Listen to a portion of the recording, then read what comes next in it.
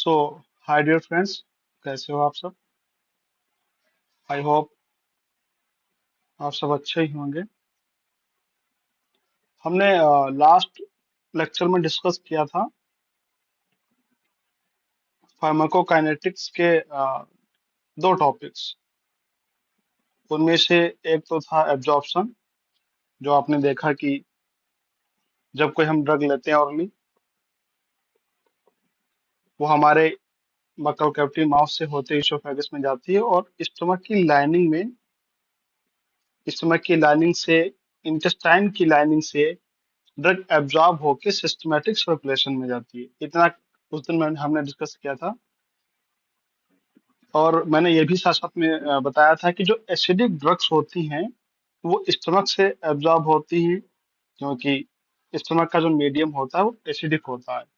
और जो basic drugs होती हैं वो स्मॉल इंटेस्टाइन से एब्जॉर्ब होती हैं, क्योंकि इंटेस्टाइन का मीडियम बेसिक होता है।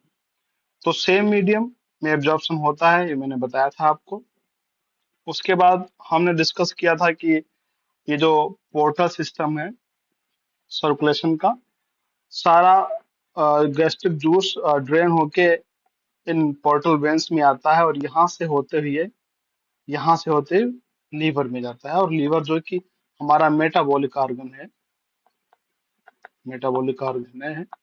है, वहां पर मेटाबॉलिज्म होता है ड्रग्स का। और जो मोनोसेक्राइड डाइसेक्राइड और पॉलीसेक्राइड है उनका, मोनोसेक्राइड में यहाँ पे मेटाबॉलिज्म होता है।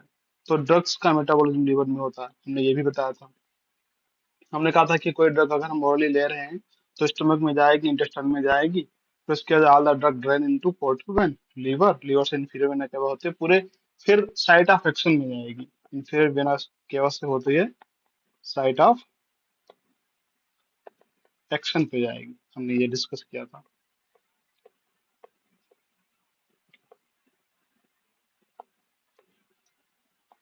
जी। फिर हमने कहा था कि बायो अवेलेबिलिटी के बारे में हमने बताया था कि बायो अवेलेबिलिटी क्या होती है। और फिर उसके बाद अब जो हमारा नेक्स्ट टॉपिक है, या डिस्ट्रीब्यूशन भी शायद हमने बताया था। अब जो उसके बाद जो हमारा नेक्स्ट टॉपिक है वो है मेटाबॉलिज्म। देखिए, मेटाबॉलिज्म को हम बायो ट्रांसफॉर्मेशन भी कहते हैं। दूसरा वर्ड इसका बायो ट्रांसफॉर्मेशन। हमने अर्ली क्लासेस में मेटाबॉलिज्म में दो चीजें पढ़ी थी। एक तो एनाबॉलिक रिएक्शन पढ़ी थी हमने, और एक कैटाबॉलिक रिएक्शन पढ़ी थी हमने। शायद आपको पता हो एनाबॉलिक रिएक्शन और कैटाबॉलिक रिएक्शन क्या, नहीं पता तो मैं आगे बता दूंगा। पहले तो हम ये देखते हैं कि एम ऑफ मेटाबॉलिज्म, मेटाबॉलिज्म का एम क्या होता है। मेटाबॉलिज्म का एम होता है to make a drug water soluble, अर्थात जो नॉन पोलर ड्रग्स होती हैं उनको पोलर बनाना होता है for excretion. Non polar drug को पोलर बनाना होता है मेटाबॉलिज्म में एक्सक्रीशन के लिए। देखिए, हमने कोई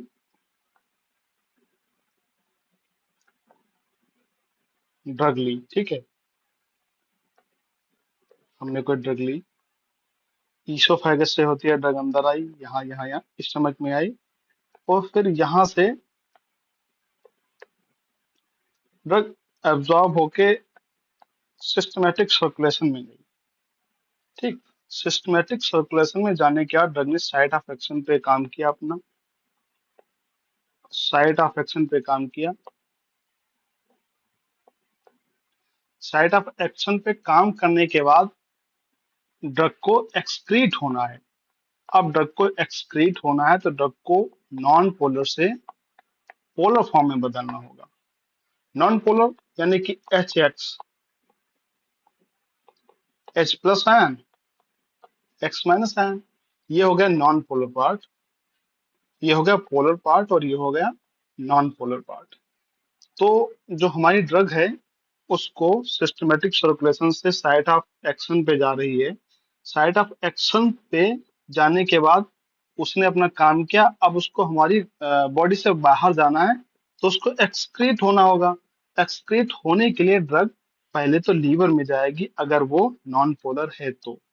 अगर ड्रग नॉन पोलर नहीं है तो डायरेक्ट वो किडनी के थ्रू यूरिन के साथ बाहर एक्सक्रीट हो जाएगी। अगर ड्रग नॉन पोलर है तो वो लीवर में जाएगी। आप देखिए लीवर में क्या क्या होता है। जैसे मान लीजिए ये हमारा लीवर है। लीवर में हिपेटोसाइट सेल्स पाई जाती है। हिपेटोसाइट सेल्स पाई जाती है, ये मान लिया न्यूक्लियस है। और ये स्मूथ एंडोप्लाज्मिक रेटिकुलम है। ठीक है। तो हमारे लीवर में दो प्रकार के एंजाइम्स पाए जाते हैं। एक तो होते हैं माइक्रोसोमल, माइक्रोसोमल। दूसरे होते हैं नॉन माइक्रोसोमल, नॉन माइक्रोसोमल। तो दो प्रकार के एंजाइम्स पाए जाते हैं।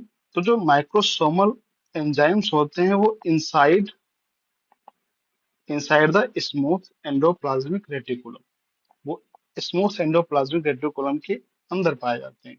अर्थात आप ऐसे समझ सकते हैं कि मान लीजिए ये एक माइक्रोसोमल एंजाइम है और जो आउटर में है साइटोप्लाज्म में, ये नॉन माइक्रोसोमल एंजाइम है।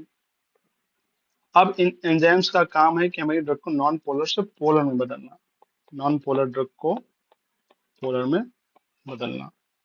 ये एंजाइम्स नॉन पोलर ड्रग को पोलर में बदलते हैं। तो मेटाबॉलिज्म में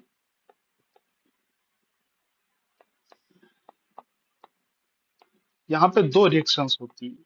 एक तो फेज वन रिएक्शंस होती हैं, फेज वन रिएक्शंस, और एक phase two reaction. Phase one reaction में मोस्टली जो फेज वन रिएक्शंस होती हैं वो मोस्टली कैटाबॉलिक होती हैं।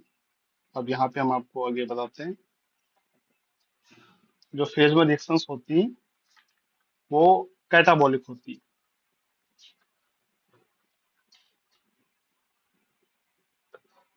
क्या होती हैं फेज वन रिएक्शंस?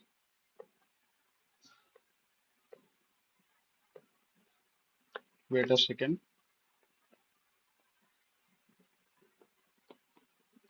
कैटाबॉलिक होती है। कैसे? देखो कैटाबॉलिक क्या होता है, कोई ये मॉलिक्यूल है बड़ा सा, इसका छोटे छोटे मॉलिक्यूल्स में टूटना और प्लस एनर्जी निकलना, that is called catabolic reaction. और जो फेज टू की रिएक्शंस होती हैं वो मोस्टली एनाबॉलिक होती हैं। एनाबॉलिक होती, उसमें क्या होता है, छोटे छोटे मॉलिक्यूल्स हैं, उनको कुछ आपने एनर्जी दे दी और वो मिलके एक बड़ा मॉलिक्यूल बना देते हैं। जस्ट इसका अपोजिट होता है। तो जो फेज वन रिएक्शंस होती हैं उनमें इंक्लूड होता है, 5 रिएक्शंस उनमें इंक्लूड होती हैं।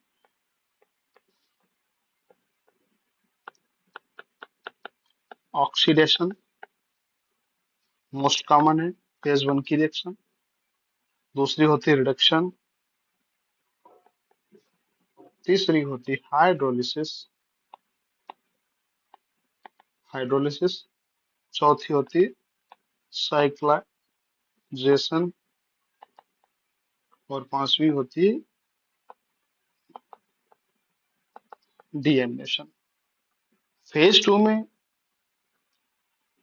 इंक्लूड होती है ग्लूक्रोनाइड कॉन्जुगेशन। ये मोस्ट कॉमन रिएक्शन है फेज टू की। एक होती ग्लूटाथायोन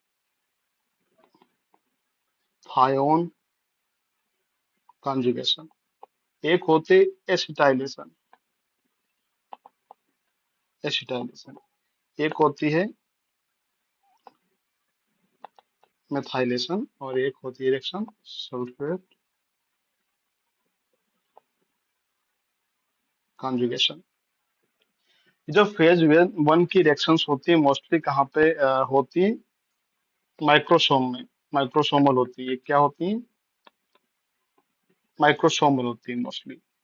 और जो फेज टू की रिएक्शंस होती है वो mostly non microsomal non microsomal होती हैं। देखो, फेज वन में जो रिएक्शन में क्या होता है, किसी ड्रग पे फंक्शनल ग्रुप जो होते हैं, किसी ड्रग का कैटाबॉलिज्म हुआ, कोई ड्रग टूटी, उस पे फंक्शनल ग्रुप ग्रुप एक्सपोज होते हैं। वो फंक्शनल ग्रुप एक्सपोज होके ग्लू का काम करते हैं, किसके किसके बीच में। जैसे एक ये ड्रग है, ड्रग ड्रग पे functional group phase one reaction के थ्रू एक्सपोज हुए, और उन्होंने ये ग्लू का काम कर दिया, और उससे फिर फेज सेकंड की रिएक्शन जो है, उस पे फेज सेकंड की रिएक्शन ने काम किया। इन दोनों ने मिलके ड्रग को वाटर सॉल्युबल बना दिया। मान लिया जैसे कोई ड्रग है, वो नॉन पोलर है, बॉडी से उस वो बाहर नहीं जा पा रही है, तो उस पे क्या होगा, उस पे फेज वन रिएक्शन के थ्रू मान लो उसका ऑक्सीडेशन हो गया, ऑक्सीजन लग गया, उस पे रिडक्शन हो गया, हाइड्रोजन लग गया, हाइड्रोलिसिस हो गया, तो उससे क्या होगा, वो नॉन पोलर से पोलर हो गया। और पोलर होने के बाद ड्रग वो इजिली हमारी एक्सक्रीट हो जाएगी किडनी के थ्रू यूरिन में। अगर इससे नहीं हो पा रहा है तो फेज टू में जाएगी ड्रग। फेज टू से फिर ग्लूकोनाइड कॉन्जुगेशन, कुछ एंडोजिनस सब्सटेंस होते हैं बॉडी के अंदर, जो उस ड्रग पे अटैच हो जाते हैं और ड्रग को नॉन पोलर से पोलर बना देते हैं, और ड्रग हमारी किडनी के थ्रू बाहर निकल जाती है फेज टू रिएक्शन से, फेज वन से और फेज टू दोनों से। तो ये फेज वन और फेज टू रिएक्शन हुई। अ, यहाँ पे लिखा हुआ है, हमने पहले से लिख रखा था। ये हमारा if the drug is water soluble, it enters the kidney and get excreted out of the body in the form of urine। अगर ड्रग, वही बात जो मैं आपको पहले बता के आ रहा हूँ, ड्रग किसी कोई ड्रग आपने ली, वो स्टमक से, इंटेस्टाइन से सिस्टमेटिक सर्कुलेशन में गई, वहां से उसने साइट ऑफ एक्शन पे काम किया, अब उसको वहां से एक्सक्रीट होना है। तो अगर वो नॉन पोलर से पोलर नहीं बनती है तो एक्सक्रीट नहीं हो पाएगी। अगर वो पोलर है तो डायरेक्टली किडनी में जाएगी और यूरिन के थ्रू बाहर चली जाएगी। अगर ड्रग पोलर नहीं है तो उसको जाना पड़ेगा लीवर में, कहेगी लीवर, लीवर के पास जाएगी और लीवर उसको नॉन पोलर से पोलर बनाएगा, और पोलर बनने के बाद ड्रग फिर एक्सक्रीट होकर यूरिन के थ्रू बाहर चली जाएगी। हमने यहाँ पे ये सीखा मेटाबॉलिज्म। अब एक और बात मेटाबॉलिज्म में जाननी जरूरी है। जैसे ये लीवर है हमारा, आपने, लीवर का काम था नॉन पोलर ड्रग को पोलर में करना। मेटाबॉलिक रिएक्शंस लीवर में बहुत ज्यादा होती है। कोई ड्रग एक्टिव आपने ली और वो कन्वर्ट होके एक्टिव भी रह सकती है। ये मत समझिए कि एक्टिव ड्रग आपने ली और कन्वर्ट होके इनएक्टिव हो जाएगी, ऐसा नहीं है। डायजीपाम भी एक्टिव ड्रग है, और ऑक्साजीपाम भी उसका एक्टिव मेटाबोलाइट है। कोई ड्रग आपने एक्टिव ली, वो कन्वर्ट होके इनएक्टिव ड्रग भी हो सकती है, इनएक्टिव मेटाबोलाइट उसका भी हो सकता है, जो कि एक्सक्रीट हो सकता है बाहर। और अगर इनएक्टिव ड्रग है, वो एक्टिव मेटाबोलाइट में कन्वर्ट हो जाती है। ये सबसे इंपॉर्टेंट रिएक्शन होती है जब आप इनएक्टिव ड्रग लेते हैं और बॉडी के अंदर जाके वो एक्टिव हो जाती है। क्या हो जाती है? एक्टिव।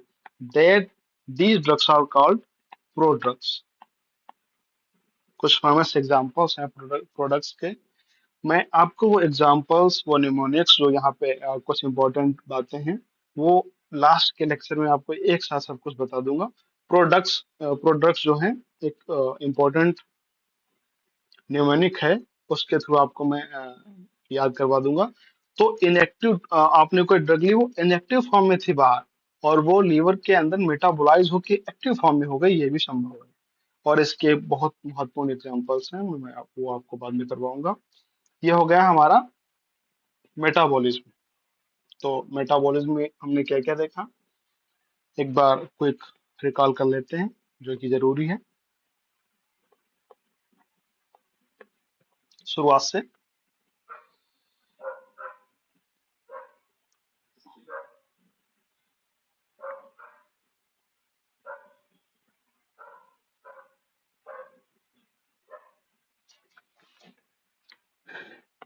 ये हमारी जीआईटी है।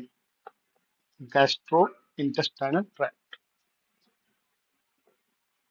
ये कोई ड्रग है जो माउथ से होते ही ईसोफेगस से होते हुए स्टमक में आती है। ये स्टमक की लाइनिंग है, ये इंटेस्टाइन की लाइनिंग है, और ये हमारा सिस्टमेटिक सर्कुलेशन है। तो फार्माकोकाइनेटिक्स काइनेटिक्स में हमने ADME, absorption, distribution, metabolism, excretion पढ़ना है। एब्जॉर्प्शन हमने पढ़ लिया है, डिस्ट्रीब्यूशन हमने पढ़ लिया है, मेटाबॉलिज्म हमने पढ़ लिया है। तो ड्रग यहाँ पे आई, ड्रग का यहाँ पे एब्जॉर्प्शन हुआ, और एब्जॉर्प्शन साइट ऑफ एडमिनिस्ट्रेशन से सिस्टमिक सर्कुलेशन में जो ड्रग पहुंचती है, साइट ऑफ एडमिनिस्ट्रेशन से सिस्टमिक ड्रग में जो सिस्टमिक सर्कुलेशन में जो ड्रग पहुंचती है उसको कहते हैं एब्जॉर्प्शन। ठीक है। एब्जॉर्प्शन के